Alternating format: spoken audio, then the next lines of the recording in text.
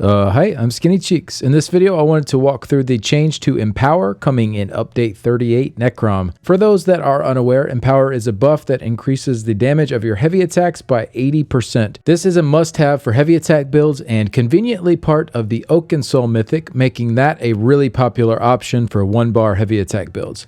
Well, coming in the next update, ZOS is nerfing that 80% down to 70%, and then their developer comment in the patch notes says, since we've started working on heavy attack build viability in the past year, we've seen a massive surge in their use, which is absolutely phenomenal for seeing more players being able to participate in in-game content at a much more digestible pace. While we're happy to see these builds being run, we're seeing them inch a little too close to some of the high-end builds with how much more simplified they are, and in some rare cases, they're outperforming a standard build. We're cutting down the damage bonus here ever so slightly in hopes that when you have Empower with a bunch of other heavy attack bonus sets, the numbers are still nice and juicy, but not as close to a full-on light attack build. So I know ZOS has already caught a ton of flack for this change. There's been a ton of discussion in the community and on the forums. This particular thread here is up to 13 pages already, and it seems like a lot of people are really unhappy with this nerf. However, I think a lot of this may stem from a misunderstanding of how percent boosts work in the Elder Scrolls Online. I think many people probably see 10% less there and assume their damage is going to be reduced by 10%, or even worse, they look at that 70% compared to 80% and think they have a 12.5%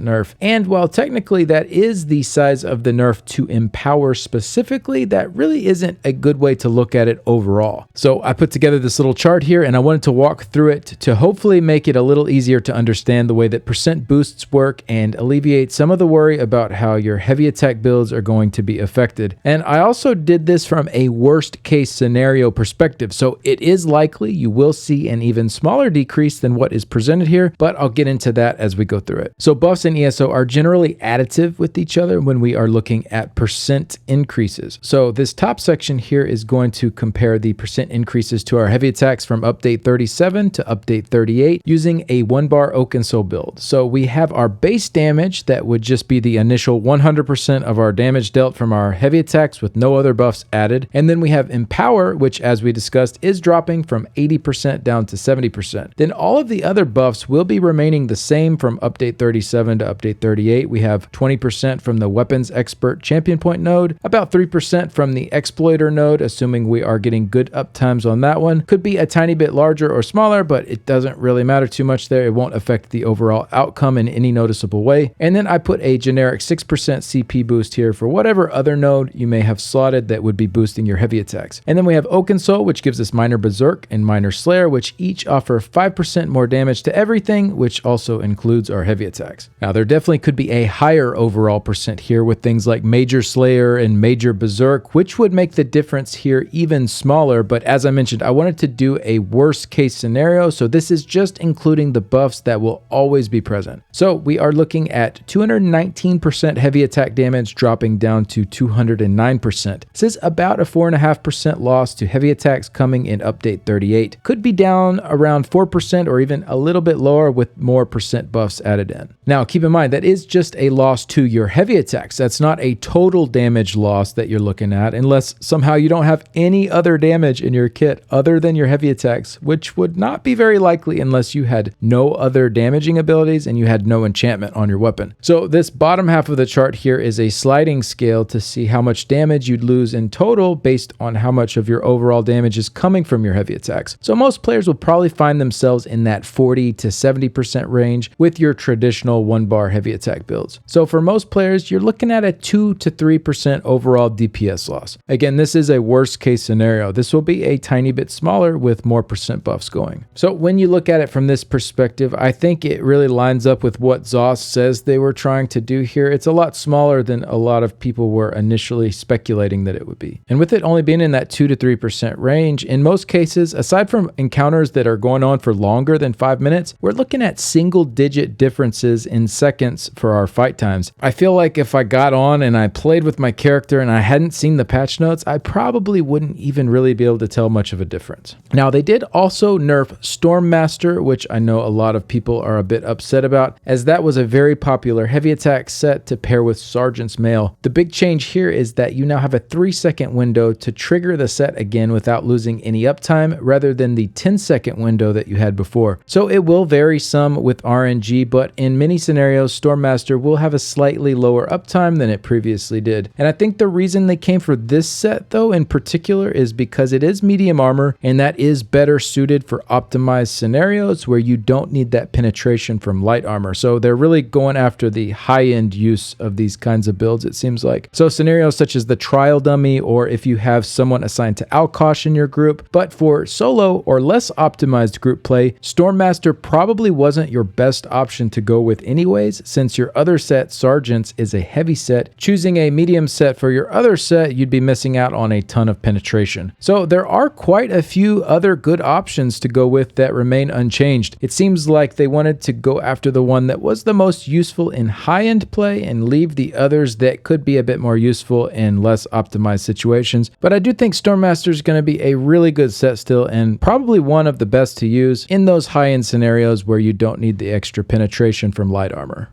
So I'm sure even after presenting all the numbers and everything here, there's probably a number of you that are still upset by this nerf. And I get it. Nerfs are never fun. They never feel good. But when you look at what the Oaken Soul heavy attack builds are capable of damage-wise, coupled with the extreme amount of tankiness that is achievable with these builds, we're talking tank level tankiness, it just isn't quite in line with what was originally intended for this playstyle. I think it's awesome that there's a new route for players to tackle the hardest content in the game and not worry about their damage being too low, and I've always been vocal about being in favor of that. But when you look at top parses for certain encounters and you see it outperforming your traditional 2-bar light attack builds that do require a lot more effort and practice and expertise, not to mention how much easier it is to not die in the Oaken Soul set, I really don't see how you cannot think this is a bit overtuned. But again, keep in mind the changes going into update 38 are very small in the grand scheme of things. You're going to be fine if this is the playstyle that you prefer. You likely won't even notice much of a difference.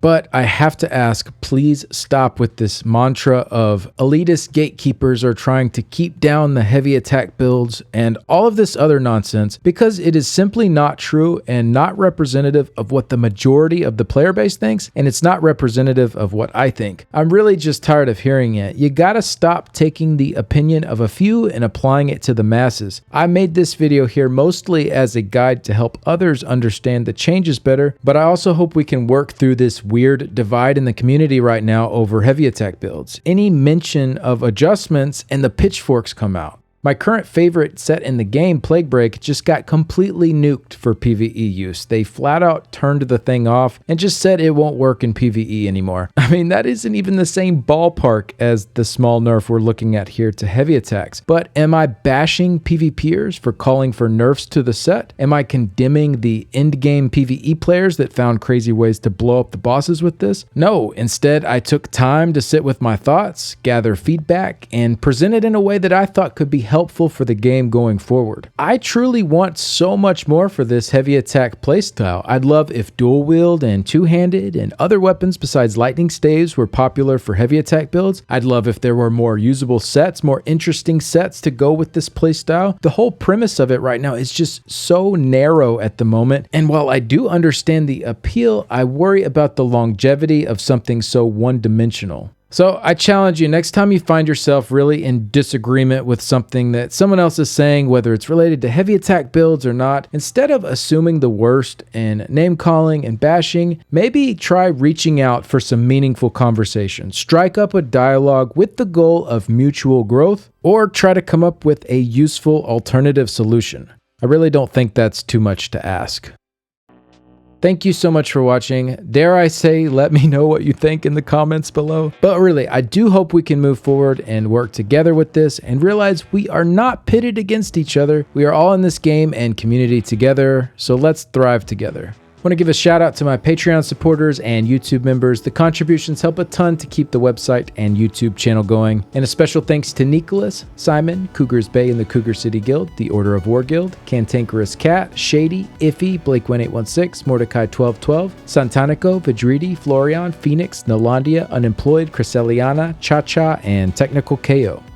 Thanks again, and see you later. Bye.